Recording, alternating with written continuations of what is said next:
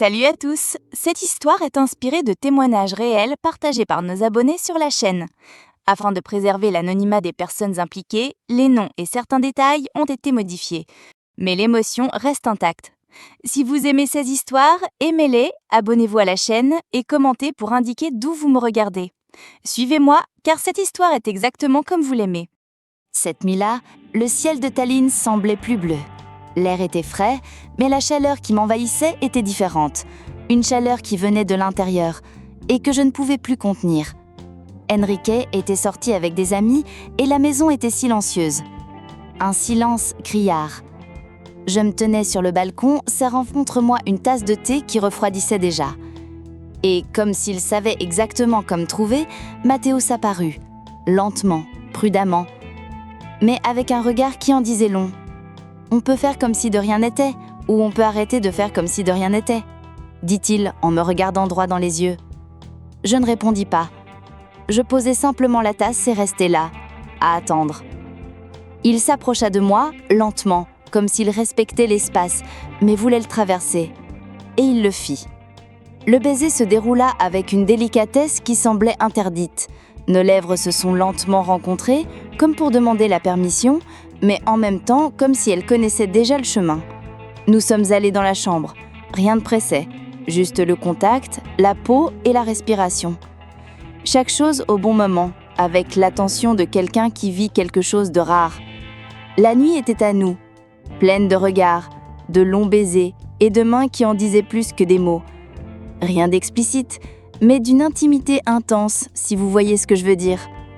Quand le soleil a commencé à se lever, il était là, allongé à côté de moi, me regardant comme s'il voulait graver mon visage dans sa mémoire. « Je dois partir demain matin », a-t-il dit, « mais je promets de garder cela précieusement, comme notre secret. » J'ai hoché la tête, le cœur lourd. Le lendemain, Mathéos est parti. Enrique a trouvé cela étrange, mais n'a pas commenté. Peut-être ressentait-il quelque chose, ou ne voulait-il simplement pas savoir. Et moi, je suis restée, la pièce vide, avec la tasse froide. Et son goût est toujours présent en moi. Parfois, je me promène dans les rues de Tallinn et je me souviens du contact de ses doigts sur les miens, comme il me faisait revivre. Mathéos a emporté notre secret avec lui, enfermé. Et je suis restée, avec l'espoir, qu'un jour, il reviendra. Parce qu'il y a des histoires que l'on n'explique pas. Il y a des désirs qui, même interdits, ne peuvent être effacés. Alors, les amis, que feriez-vous à la place de Renata? Auriez-vous vécu ce moment interdit ou auriez-vous résisté? Il y a des histoires qu'on ne vit qu'une fois, mais qui restent toujours. Et ce secret entre elle et Mathéos, enfermé, pourrait ne pas être révélé. Ou peut-être attend-il simplement le bon moment pour revenir. Dites-moi dans les commentaires, avez-vous déjà vécu quelque chose que personne ne pouvait savoir? Pas besoin de donner de détails. Dites simplement « Je comprends Renata ». Qui sait, peut-être inspirez-vous la prochaine histoire? Et bien sûr, si cette histoire vous a touché, laissez un j'aime, abonnez-vous à la chaîne et activez la cloche pour ne rien manquer de nos histoires croustillantes, pleines d'émotions, de désirs et de secrets que le temps n'efface pas. Ici, chaque désir interdit trouve sa place.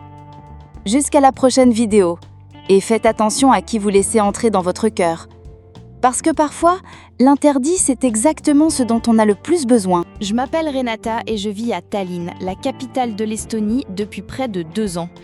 Je ne suis pas d'ici, en fait, je viens de loin.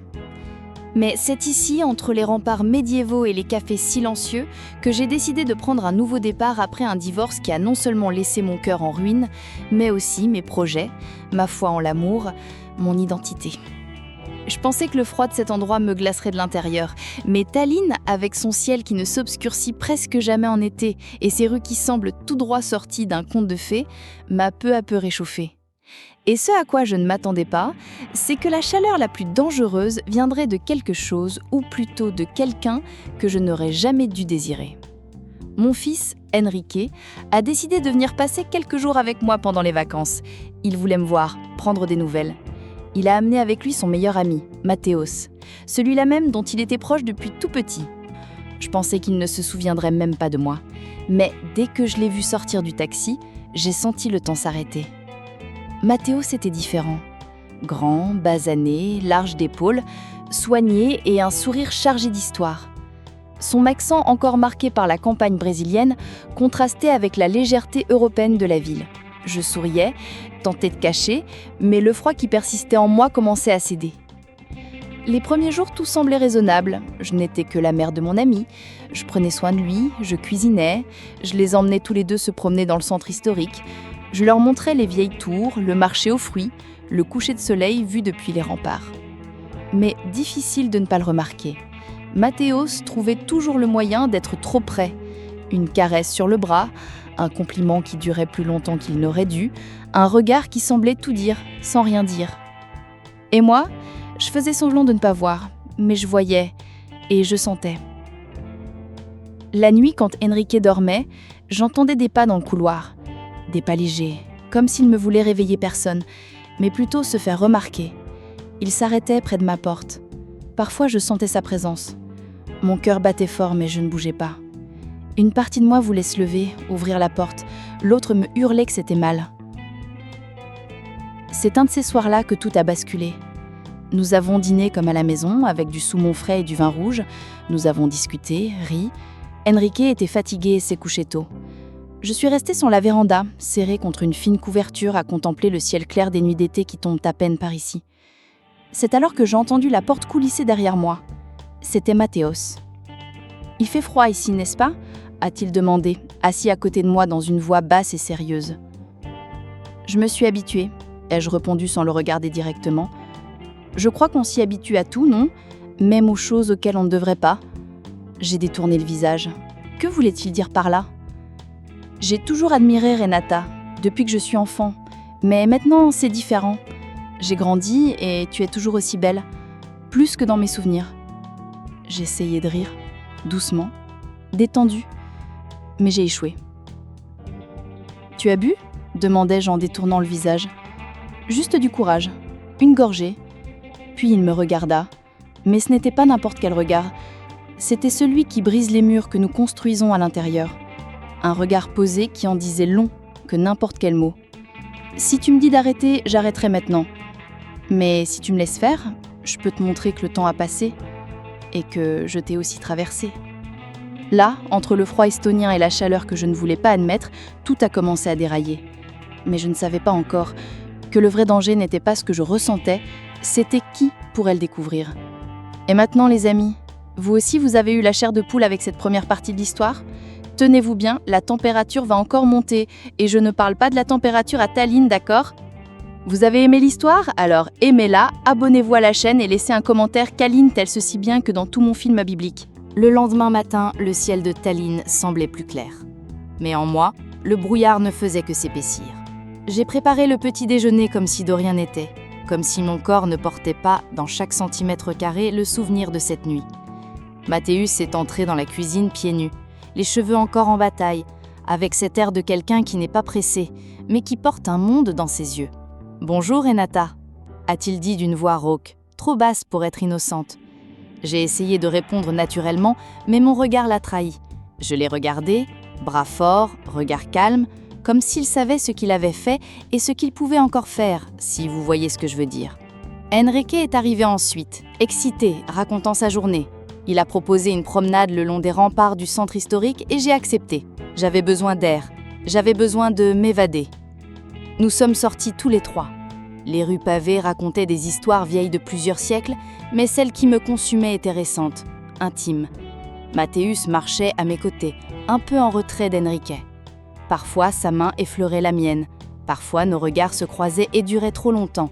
Et toujours, il y avait un non-dit entre nous. Pendant que Enrique photographiait une église gothique, Mathéus s'approcha et, d'une voix à peine audible, murmura « J'ai encore le goût d'hier ». Mon corps réagit avant mon esprit. J'ai fait semblant de ne pas entendre, mais il savait. Et ce jeu de taquinerie sans contact, était ce qui me rendait le plus vulnérable. Nous avons déjeuné dans un charmant restaurant face à la place. Conversation légère, sourire déguisé, regard qui hurlait en silence. C'était comme si nous étions deux acteurs jouant un rôle dont nous savions déjà comment il finirait, mais nous ignorions quand. En fin d'après-midi, Enrique est allé retrouver un groupe d'amis. Mathéus est resté, Il a dit qu'il était fatigué. C'était un mensonge, je le savais. Il voulait rester, et je l'ai laissé faire. Nous sommes restés dans le salon, un verre de vin à la main, le doux murmure de la ville entrant par les fenêtres ouvertes. Moi, en robe légère, les cheveux détachés, lui assis par terre, près du canapé où j'étais. Nous avons parlé de futilité comme si la futilité pouvait contenir du désir. Jusqu'à ce qu'il dise « As-tu toujours été comme ça, si intense ?» Mon cœur s'est arrêté une seconde. « Intense ?» Oui. Tu ne parles pas beaucoup, mais ton silence en dit long. Je suis restée silencieuse, et il a souri. Tu vois ? Je lui ai souri en retour nerveusement. Il s'est rapproché, s'agenouillant à côté de moi. Son regard m'a regardée avec une profondeur qui m'a coupé le souffle. « Je peux partir si tu veux, dit-il sérieusement. Mais ça va faire mal, parce qu'être près de toi et ne pas pouvoir te toucher, c'est comme être dans un endroit magnifique et ne pas pouvoir prendre une photo. » J'ai soupiré profondément. J'ai essayé de me lever, mais il m'a tenu la main. C'est tout. Mais la façon dont il la tenait, ferme, chaleureuse, comme quelqu'un qui détient un secret qui veut être révélé. Nous sommes restés ainsi. Le temps s'est arrêté. Le contact était léger, mais lourd. Mon corps tremblait. Il s'est levé lentement, me tenant toujours la main. Nous étions face à face, si près que j'entendais leur respiration. Leurs yeux parlaient, leur bouche hésitait.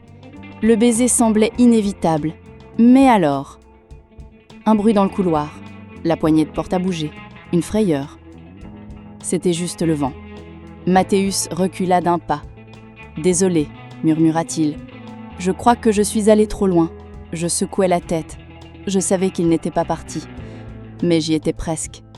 Il lâcha lentement ma main, comme s'il me rendait quelque chose de précieux.